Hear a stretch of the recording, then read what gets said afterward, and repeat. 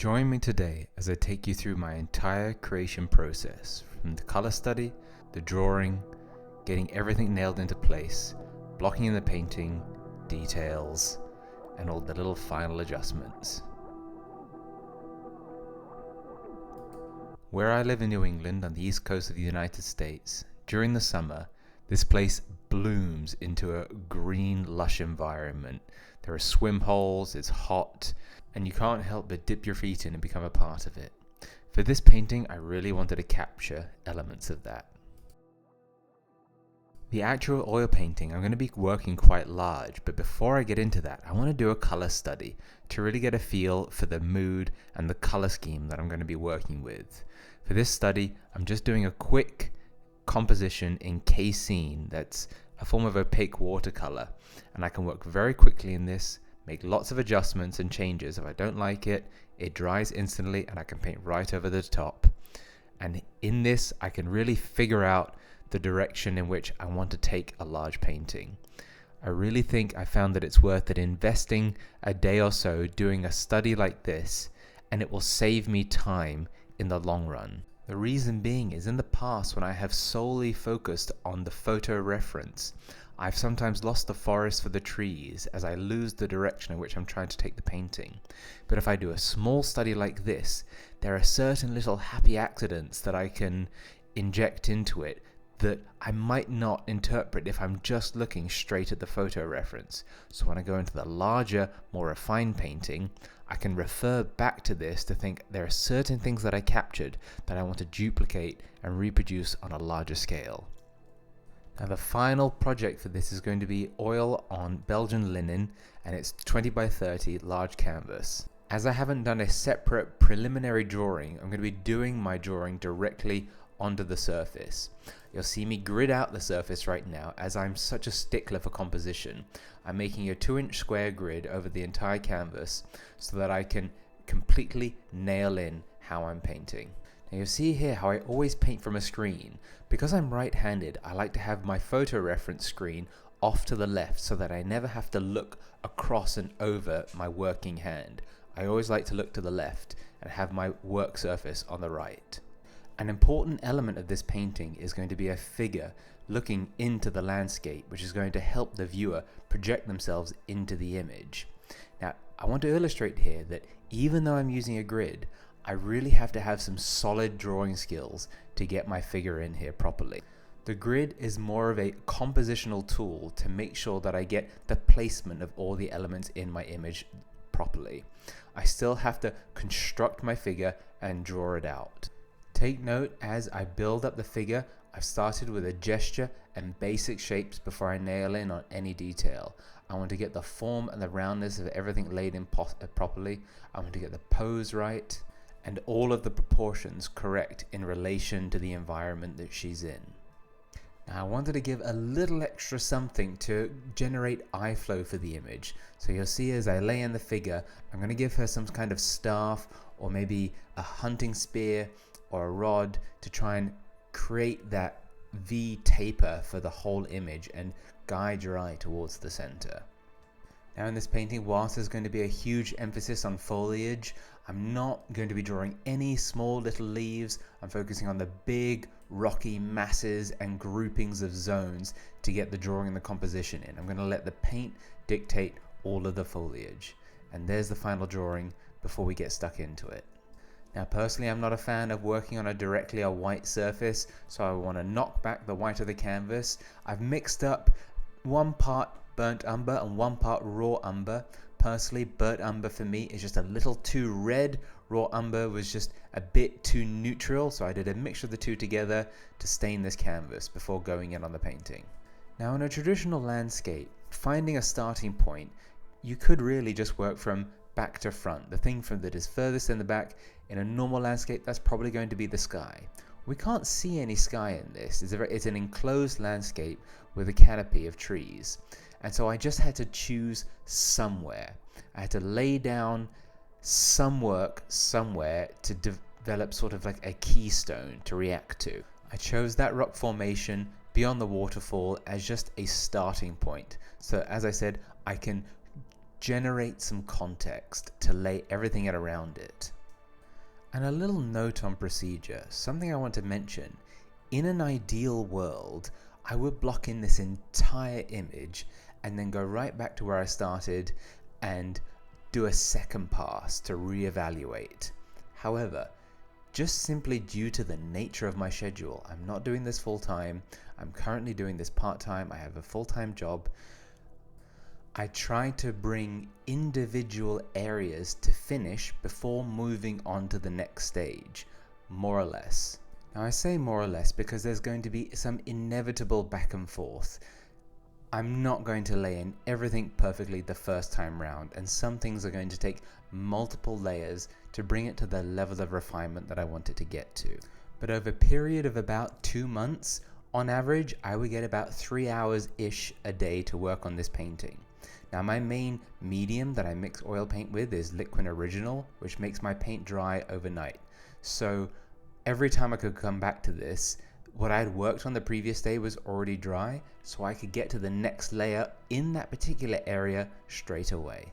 And thus I chose to refine each area as I went before filling in the entire piece. Now actually, the main reason I was able to work like this for this painting is because I had done that preliminary color study.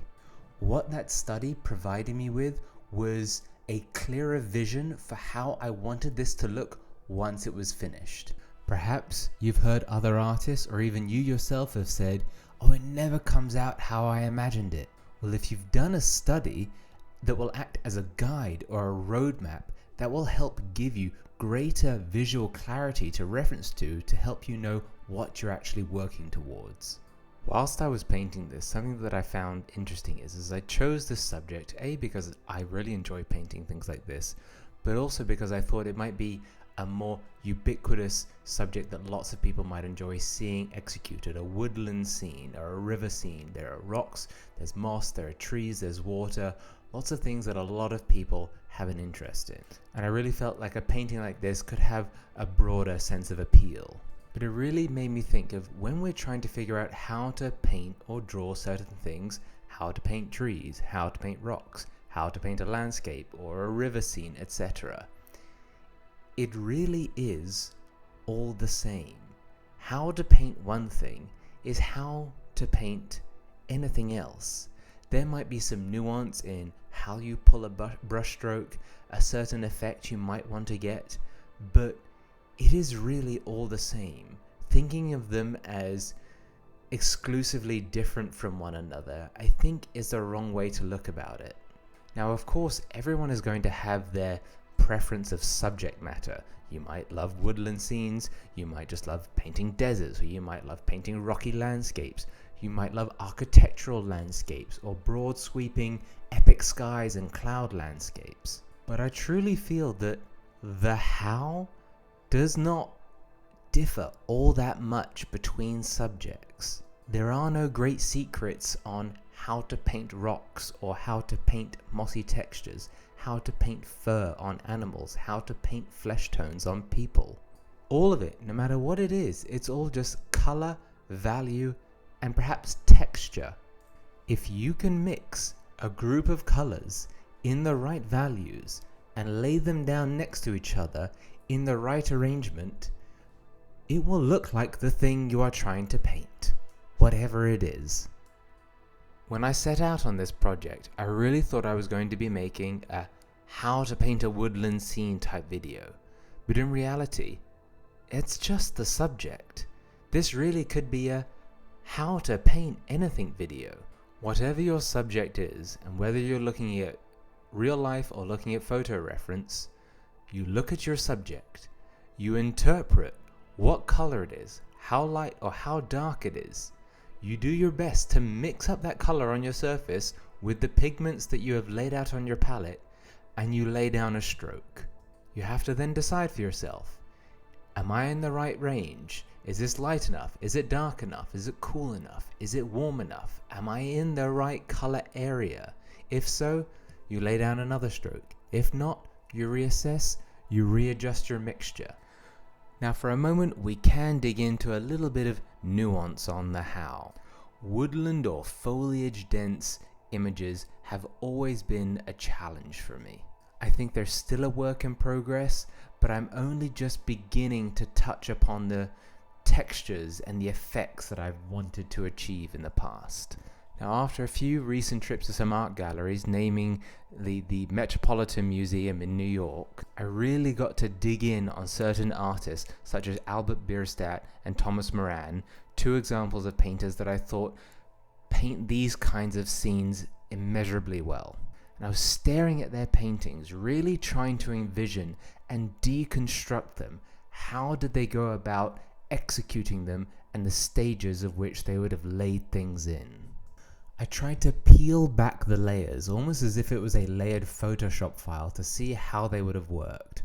I decided that approaching a subject like this, I needed to look into the scene, paint things that were the furthest thing back into the distance, and gradually lay things on top. So many of the leaves and branches that I'm painting in this area, they're on top of rocky ridges and plateaus. I wanted to block in those platforms and the structures of those rocks first before laying in these groupings of leaves.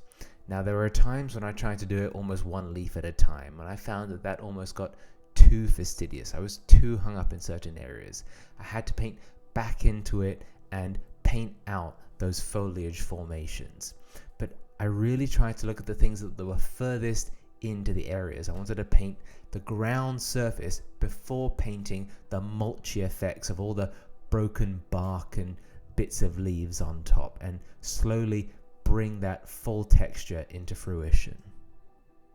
Now, as I build up those groupings of shrubbery and bushes and leaves and mulch and foliage, I can then start to carve away, add little cool highlights or warm highlights.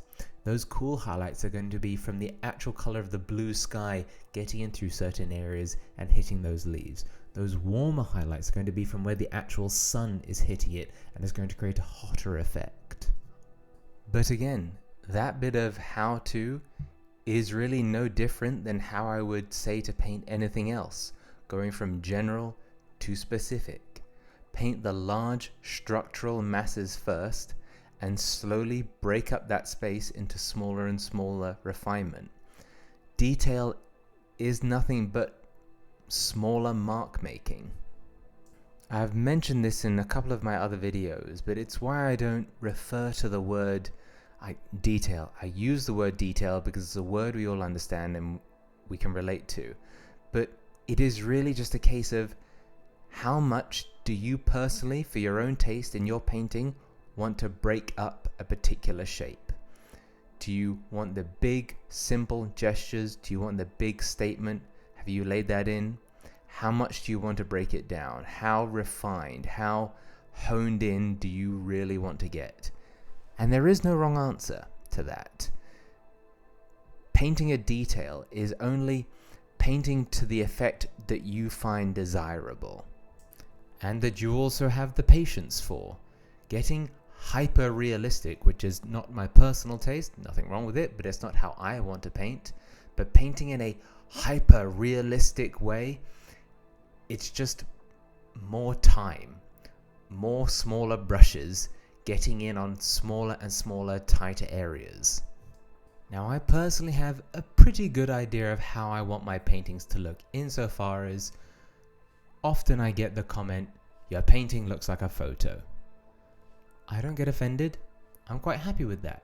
But what I quite like is that when I say to people, you can get close in and you'll see the marks. From far away, if you think my painting looks like a photo, fantastic. But you'll still be able to see my mark making. You'll still be able to see my hand in the image. It will be very distinguishable from a photo when you really look at it. For this particular painting, I tried to concentrate most of the detail or refined mark making in the areas around the figure. I figured that's where you're going to be looking the most, so I've detailed her out the most and the surrounding rocks. But I sort of want to leave a lot of the rest of it slightly impressionistic. I want personally for my paintings to almost be perceived as just how human eyes work. We cannot look at everything in a scene with the exact same amount of focus.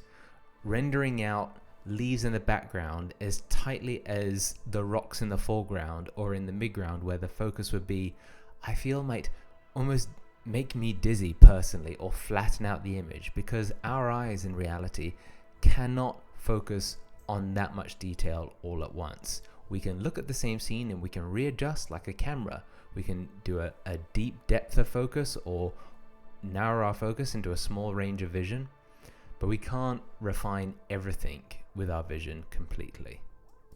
Now personally, I love putting figures in a scene like this. I could just paint a landscape and leave it as is, but I really love putting things in there that to help create context, that we can put ourselves in the place of, to help imagine ourselves in this scene that much easier. Could be maybe an animal or two here and there. In this, I chose a person to put in, but I like something in the environment to relate to. Now this painting was a real labor of love. Thank you so much for following along and enjoying the process. I hope you have enjoyed it. Please remember to like this video and subscribe to the channel. I'm going to be back as soon as I can with another painting. Thank you so much, everyone. Bye-bye.